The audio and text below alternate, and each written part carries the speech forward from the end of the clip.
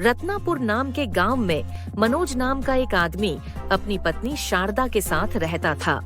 गांव में उसके पास एक छोटा सा जमीन का टुकड़ा था, जहां पर वह खेती करके फल सब्जियों को बाजार में बेचा करता था, जिससे वह अपने घर का खर्चा चला सके।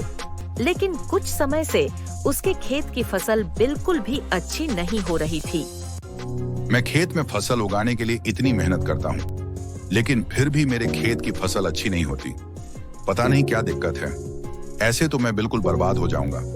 हम लोग तो पहले ही इतने गरीब हैं, और अगर हमारी फसल बार बार खराब होगी तो हमारे तो खाने के भी लाले पड़ जाएंगे। मैं तो कहती हूँ आप यह खेती का काम छोड़कर कुछ और काम ढूंढ लीजिए। एक तो वैसे भी इस काम में ज्यादा कमाई नहीं है, ऊपर से फसल हर बार खराब ही हो जाती है। इससे तो बेहतर है कि आप शहर जाकर कोई काम ढूंढ लीजिए। तुम ठीक कहती हो शारदा, मैं कल सुबह ही शहर के लिए निकल जाऊंगा। अरे शहर में कम से कम मुझे कुछ ना कुछ अच्छा काम तो मिल ही जाएगा। अगली सुबह मनोज काम ढूंढने के लिए शहर निकल जाता है, लेकिन शहर में भी उसे कोई काम नहीं मिलता। वह बहुत निराश होकर घर लौट रहा था, लेकिन गर्मी के वजह से वह ज्यादा दूर तक चल नहीं पा रहा था। आज तो बहुत ज्यादा गर्मी है, इतनी धूप में तो मुझसे चला भी नहीं जा रहा। एक काम करता हूँ, वहाँ पर वो जो आंवले का पेड़ है, थोड़ी देर उसकी छाव में जाकर बैठ जाता हूँ। थोड़ी देर बाद जब धूप थोड़ी सी कम हो जाएगी तो घर के लिए निकल जाऊंगा। मनोज उस आंवले के पेड़ के नीचे जाकर बैठ जाता है। तभी उसे बहुत जोरों से प्यास लगती है। सुबह जल्दी घर से निकलने के चक्कर में मैं तो अपने साथ पानी लाना ही भूल गया। यहाँ पर तो पीने के पानी के लिए मुझे कोई नदी भी नहीं दिख रही, और ऊपर से इतनी तेज धूप भी है, और मेरा घर भी यहाँ से बहुत दूर है। काश कोई चमत्कार होता और मेरे पास ठंडा ठंडा मटके में भरा हुआ पानी आ जाता तो मजा आ जाता। मनोज के इतना कहते ही उसके सामने पानी से भरा हुआ एक मटका आ जाता है। एकदम से मटके को अपने सामने देखकर मनोज बुरी तरह चौंक जाता है। अरे ये कैसे हुआ? अभी तो यहाँ पर कुछ भी नहीं था, फिर अचानक ये मटका यहाँ पर कैसे आ गया? मुझे तो ऐसा लग रहा है जैसे मैंने कहा और जादू से मटका यहाँ पर आ गया। लेकिन ऐसा कैसे हो सकता है? मैं कोई जादूगर थोड़ी ना हूँ। खैर, अभी जो भी हो, मुझे बहुत प्यास लगी है, मैं पानी पी लेता हूँ। अब ये मटका चाहे जहाँ से भी आया हो, मुझे तो पानी पीने से मतलब है। मनोज उस मटके से ठंडा ठंडा पानी पी लेता है और वह सोचता है, अगर मेरे कहने पर यहाँ मटका आ गया है तो हो सकता है कि मेरे कहने से मेरे सामने अच्छा खाना भी आ जाए। चलो एक बार कोशिश करके देखता हूँ। मेरा कुछ बहुत अच्छा पकवान खाने का मन कर रहा है। अगर इस समय मेरे सामने करी भोजन होता तो मजा आ जाता। मनोज के इतना कहते ही उसके सामने खाना आ जाता है, जिसे देखकर मनोज हक्का बक्का रह जाता है। अरे ये तो सचमुच चमत्कार हो गया। मुझे तो लग रहा था कि यह मेरा वहम है, लेकिन यह तो सचमुच में कोई जादू है। पर मुझे समझ में नहीं आ रहा कि आखिर ये जादू कौन कर रहा है। कहीं यहाँ पर कोई भूत तो नहीं जो मुझे ये सब खिला पिलाकर मुझे वश में करना चाहता हूँ। अरे डरो मत मनोज, ऐसा कुछ नहीं है। ये मैं हूँ, जादुई आंवले का पेड़। मैं यहाँ इतने सालों से अकेला हूँ, लेकिन आज जब तुम मेरे पास बैठे और मुझसे अपने लिए खाना मांगा तो बस मैंने तुम्हारी मदद कर दी। इस बहाने तुम थोड़ी देर मेरे पास बैठ गए। क्या तुम एक जादुई आंवले के पेड़ हो?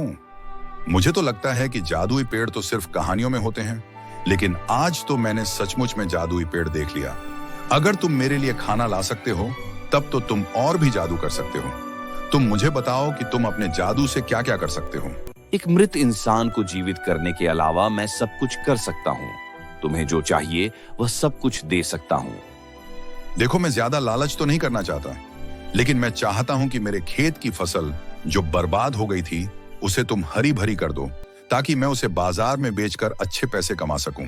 इस समय मेरे घर की हालत बिल्कुल भी ठीक नहीं है, इसीलिए अगर तुम मेरी मदद करोगे तो मुझे बड़ा अच्छा लगेगा। मुझे बहुत अच्छा लगा कि तुमने बाकी लोगों की तरह लालच करके मुझसे अंधी धन दौलत नहीं मांगी, बल्कि सिर्फ उतना ही मांगा जितने की तुम्हें जरूरत है। मैं तुम्हारी इस इच्छा को जरूर पूरा करूंगा। जब तुम अपने घर पर पहुंचोगे तो अपने खेत पर जाकर देखना, तुम्हें तुम्हारा खेत बिल्कुल हरा भरा मिलेगा। जादुई आंवले के पेड़ की बात सुनकर मनोज बहुत खुश होता है। वह थोड़ी देर उससे बातचीत करके उसका धन्यवाद करके अपने घर के लिए निकल जाता है। वह जैसे ही अपने खेत में जाकर देखता है तो अपने खेत को देखकर हैरान रह जाता है, क्योंकि उसका खेत सचमुच में बिल्कुल हरा भरा हो गया था। मुझे तो यकीन ही नहीं हो रहा कि मेरा खेत सचमुच में हरा भरा हो गया। अब तो मैं आराम से अपनी फसल को बाजार में बेचकर अच्छे पैसे कमा सकता हूँ। मैं जाकर शारदा को भी खुशखबरी देता हूँ। मनोज घर जाकर शारदा को भी यह सारी बात बताता है तो जादुई आंवले के पेड़ के बारे में सुनकर शारदा भी हैरान रह जाती है। अगर वह पेड़ सचमुच में जादुई पेड़ था तो आपने उससे धन दौलत क्यों नहीं मांगी? अगर आप उससे धन दौलत मांग लेते तो आपको अपने खेत की जरूरत ही नहीं पड़ती। देखो शारदा, अगर मेरे पास बिना मेहनत किए धन दौलत आ जाती है तो मेरे अंदर उसका घमंड आ जाता। और वैसे भी पैसा वही अच्छा होता है जो अपनी मेहनत से कमाया जाए। मैं तो बस अपने खेत को हरा भरा करना चाहता था, इसीलिए मैंने जादुई आंवले के पेड़ से मदद मांगी। आपने एक बार तो उससे मदद मांगकर अपने खेत को हरा भरा कर लिया, लेकिन अभी जमीन बंजर हो चुकी है, इसलिए इस पर हर बार फसल बर्बाद हो जाती है। अगर आपको उससे कुछ मांगना ही था तो यह मांग लेते कि आपके खेत में उगने वाले फसल कभी खत्म ना हो। इसमें से जितनी मर्जी फसल काटो, लेकिन वहाँ पर फसल दोबारा उग जाए। यह तो तुम बिल्कुल ठीक कह रही हो शारदा। मैं जादुई आंवले के पेड़ से भले ही पैसे नहीं मांग सकता, लेकिन यह तो मांग ही सकता हूँ। मैं कल फिर से उसके पास जाऊंगा। मनोज अगले दिन फिर से जादुई आंवले के पेड़ के पास जाता है। अपने पास आता देखकर जादुई आंवले का पेड़ बहुत खुश होता है। अरे वाह, तुम मुझसे मिलने आए हो। मैं तुम्हें ही याद कर रहा था। अच्छा हुआ कि तुम मुझसे मिलने के लिए आ गए। जादुई आंवले के पेड़, तुमने कल जो मेरी मदद की उसके लिए तुम्हारा बहुत बहुत धन्यवाद। लेकिन क्या तुम मेरी एक और मदद कर सकते हो? हाँ हाँ, क्यों नहीं। मनोज, बताओ तुम्हें क्या मदद चाहिए?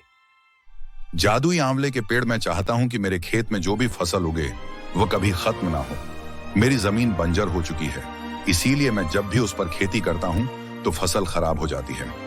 इसीलिए इस बार तुम्हारे जादू से मेरे खेत पर जो फसल उगे, मैं चाहता हूँ कि कटाई करने के बाद दोबारा वैसी ही फसल उग जाए। ठीक है मनोज, अगर तुम ऐसा चाहते हो तो ऐसा ही होगा। आज से तुम्हारे खेत में उगी हुई फसल कभी खत्म नहीं होगी। ये सुनकर मनोज बहुत खुश होता है। वह अपने खेत में जाकर अपनी फसल की कटाई करता है तो देखता है कि उसने जहाँ जहाँ से फसल की कटाई की है वहाँ वहाँ पर दोबारा से फसल उग गई है। ये देखकर मनोज बहुत खुश हुआ। वह बाजार में जाकर अपनी सारी फसल को बेच देता है। अब उसके पास जितनी चाहे उतनी फसल थी, इसलिए वह हर रोज बहुत सारी फसल बेचा करता था, जिस कारण उसका मुनाफा भी बहुत ज्यादा बढ़ गया था। वह बड़े बड़े ठेकेदारों को भी अपने खेत की फल सब्जियां बेचने लगा, जिससे कुछ ही समय में वह बहुत ज्यादा अमीर हो गया।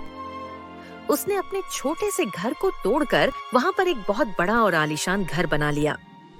वह जादुई आंवले का पेड़ तो हमारे लिए जादुई चिराग निकला। उसकी वजह से आज हमारे पास इतना बड़ा घर है और हर सुख सुविधा है। अच्छा हुआ जो आप उस दिन शहर में काम ढूंढने गए तो आपको वह जादुई पेड़ मिल गया। वह दोनों आपस में बात कर ही रहे होते हैं कि तभी उनका पड़ोसी उनके घर पर मिठाई लेकर आता है। अरे सोनू भाई, तुम यहाँ पर और तुम्हारे हाथ में ये क्या है? भैया, इस बार मेरे खेत की फसल बहुत अच्छी हुई है और मैंने अपना घर भी बना लिया। बहुत समय से घर बनाने के लिए पैसे जोड़ रहा था, अब जाकर गांव में अपना घर बना ही लिया। अच्छा, ये तो बहुत अच्छी बात है। सोनू उन दोनों को मिठाई देकर वहां से चला जाता है, लेकिन इतने समय से बिना मेहनत के मनोज जो पैसे कमा रहा था, उसकी वजह से उसके अंदर बहुत घमंड आ गया था, जिस वजह से सोनू की थोड़ी सी तरक्की भी उसे देखी नहीं गई। इसलिए वह जादुई आंवले के पेड़ के पास गया। अरे मनोज, तुम यहाँ पर क्या हुआ? तुम्हें फिर से मेरी मदद चाहिए? हाँ जादुई आंवले के पेड़, मैं चाहता हूँ कि तुम मेरे पड़ोसी सोनू को बिल्कुल बर्बाद कर दो।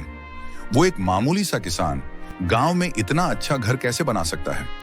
मैं चाहता हूँ कि तुम उसके घर को तोड़ दो और उसके फसल को भी बर्बाद कर दो। क्या यह सब तुम क्या कह रहे हो? मैंने कभी सोचा भी नहीं था कि तुम दूसरों से इतना जलते होगे।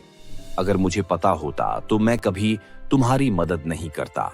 तुम्हारे मुश्किल समय में मैंने तुम्हारी इतनी मदद की कि आज तुम्हारे पास धन दौलत किसी चीज की कमी नहीं है, लेकिन फिर भी तुम दूसरों की थोड़ी सी तरक्की देखकर इतना जल रहे हो। मुझे तो खुद पर शर्म आ रही है कि मैंने तुम जैसे इंसान की मदद की, लेकिन मैं अब तुम्हारी और मदद नहीं कर सकता।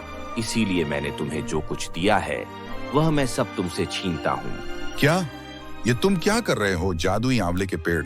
तुम ऐसा मत करो, मैं तुमसे माफी मांगता हूँ। ये सब बोलकर जादुई आंवले का पेड़ वहां से गायब हो जाता है, जिसके बाद वह मनोज को फिर कभी नहीं मिलता। मनोज रोते हुए जब अपने गांव पहुंचता है तो देखता है कि उसका खेत फिर से बंजर हो चुका है और उसका आलीशान घर भी फिर से उसकी टूटी फूटी झोपड़ी में बदल गया है। यह सब देखकर मनोज को अपने किए पर बहुत पछतावा हुआ। अपने अहंकार के कारण वह जादुई आंवले के पेड़ से मिला और अपना सब कुछ खो बैठा। तो मेरे प्यारे दोस्तों, कैसी लगी आपको हमारी यह कहानी? हमें कमेंट करके जरूर बताएं और इसे अपने दोस्तों के साथ भी शेयर करें। और हाँ दोस्तों, अगर आपने अब तक हमारे चैनल को सब्सक्राइब नहीं किया है तो जल्दी से नीचे लाल बटन दबाकर अभी कर ले। तो मिलते हैं आप सभी से फिर किसी नई कहानी के साथ। तब तक के लिए आप अपना ध्यान रखें। धन्यवाद।